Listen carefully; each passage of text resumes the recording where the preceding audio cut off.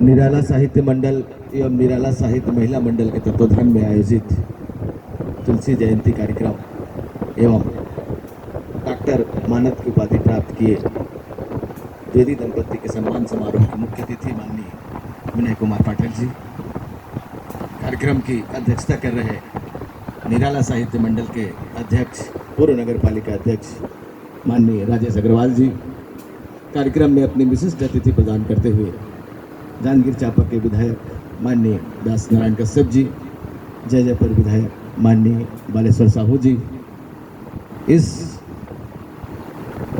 संस्था के बरगद जिनके छांव तले साहित्य सृजन, साहित्य चिंतन, साहित्य मनन लगातार होते आ रहे हैं, ऐसे श्रद्धेय पंडित हरिहर प्रसाद द्विवेदी जी कार्यक्रम में अपनी विशिष्टता प्रदान करते हुए वाजपेयी जी, तिवारी जी और इस परिसर के डायरेक्टर और निराला साहित्य मंडल के कार्यकारी अध्यक्ष भाई माननीय धीरेन्द्र वाजपेयी जी, कार्यक्रम में उपस्थित सभी पत्रकार बंधु, माताएं बहनों, महिला मंडल की श्रीमती भारती शर्मा जी, आज राष्ट्र कवि, अंतर्राष्ट्रीय कवि कह सकते हैं, गोस्वामी तुलसीदास जी का जन्म और निर्वाण दिवस है। उस उपलक्ष्य में निराला साहित्य मंडल के द्वारा कार्यक्रम आयोजित है। तुलसीदास जी का चरित्र दो भागों में विभाजित होता है, पहला तुलसी चरित्र और दूसरा रामचरित्र। जैसा कि विधायक जी ने बताया कि बड़े कष्ट के साथ पैदा हुए, सभी जानते हैं, सभी अल्पावधि में उनके प्रियजन, माता पिता, उनकी धाय माँ चुनिया का देहावसान हो गया, 5 वर्ष के बालक बिखलते रहे। सभी ने कहा कि रत्नावली से असीम प्रेम करते थे, उनके जीवन में प्रेम का अभाव रहा। जैसे ही पैदा हुए माता चली गई, पिताजी चले गए, धाई माँ चली गई, 5 वर्ष का बालक दर दर भटकने को मजबूर हुआ, क्योंकि वो विलक्षण बालक था। सारे लोग 9 माह के गर्भ के बाद और जन्म लेते हैं, वो 12 माह तक गर्भ में रहा। इस कारण उनका शारीरिक विकास और शिशुओं की अपेक्षा ज़्यादा हुआ। उनका सिर बड़ा था, 32 दांत निकले हुए थे। इस बात का घोतक था कि वह बालक असाधारण बालक है। इसकी जानकारी होने पर वो श्री नरिहर उनके गुरुदेव के पास शिक्षा प्राप्त किए और राम भजन करते हुए अपना जीवन यापन करते रहे। हम लोगों ने, जैसे कि राजेश भाई ने बताया कि हम चित्रकूट गए थे, चित्रकूट में कामतगिरी परिक्रमा, वहीं बैठकर उन्होंने शिक्षा प्राप्त की। हमने राजापुर भी गए थे, तो वहाँ बताया गया कि जब रामचरितमानस के मूल के प्रति लोगों का रुझान हुआ, उस समय के शासन मुगल, अकबर, रहीम, ये लोग थे जो हमारे सनातन धर्म के विकृतियां पैदा कर रहे थे।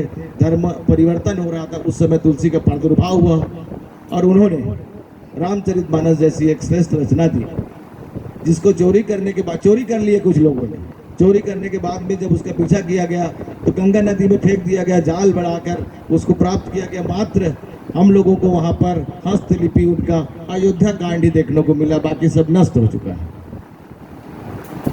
वहाँ पर ये तुलसीदास जी का प्रथम जीवन था, जहाँ उन्होंने अभाव में शिक्षा ग्रहण करने के पश्चात राम कथा, रामलला नचाहू जैसे कुछ ग्रंथों का निर्माण किया और राम के बारे में लोगों को बताया। उससे जो दान पुण्य उनको मिलता था, उनसे उनका जीवन यापन होता था।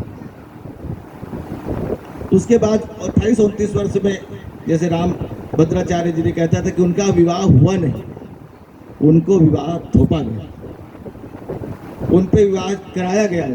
उनका एक तारक नाम का पुत्र भी हुआ, वह भी दिवंगत हो गया। इतना दुख था, इस वजह से उनको मातृत्व, भातृत्व, पितृत्व सबका प्रेम रत्नावली से मिला।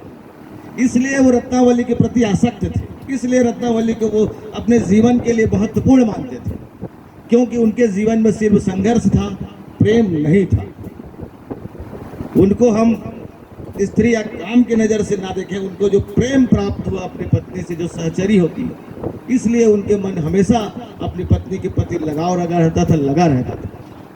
और जैसे कि उन्होंने जाके किया। उसके बाद ये तुलसीदास जी का सामान्य संघर्ष था, और यहाँ पर से जब उनको उन्हीं पत्नी के द्वारा ताड़न मिला तो अपने व्यक्तित्व को रूपांतरण करते हुए रामचंद्र जी की ओर लगाया और एक ऐसे ग्रंथ की रचना की जो विश्व में सबसे श्रेष्ठ मानी जाती है, रामचरितमानस की रचना हुई। रामचरितमानस को विश्व के सभी भाषाओं में अनुवाद किया गया। जैसे कहा जाता है कि ईसाई में बाइबिल से भी कहीं ज़्यादा इनकी प्रतियां विश्व में प्रचलित है, और एक एक दोहे पे कई लोगों ने पीएचडियां कर दी, कई लोगों ने अपनी डॉक्टरेट मानद उपाधि प्राप्त कर लिया, फिर भी रामचरितमानस को नहीं समझ पाए। रामचरितमानस एक ऐसा बेजोड़ ग्रंथ है जो आदमी को आदमी बनाने की ओर अग्रसर करता है। जैसा किसी ने कहा था कि यह कोई हिंदू मुसलमान का नहीं, ये मानवता का ग्रंथ है रामचरितमानस, जिसका हर एक क्षण प्रेरणा देता है, प्रेरित करता है कि हम समाज उपयोगी बने और लोकतांत्रिक भावनाओं को अपने परिवार के साथ साथ भातृत्व प्रेम, मातृत्व प्रेम, मित्र प्रेम सभी का समाज में पालन करेंगे, तभी कहीं जाके हम समाज के लिए उपयोगी बनेंगे और समाज के लिए उपयोगी होते हुए भी राष्ट्र के निर्माण में अपना योगदान देंगे। आज के इस कार्यक्रम में आप सभी ने उपस्थिति दी और सम्मान किया हमारी द्विवेदी जी का, और उनका पुनः उनको डॉक्टरेट उपाधि प्राप्त होने पर बहुत बहुत बधाई। निराला साहित्य मंडल की ओर से आप सभी को बहुत बहुत शुभकामनाएं। धन्यवाद। जय हिंद, जय भारत।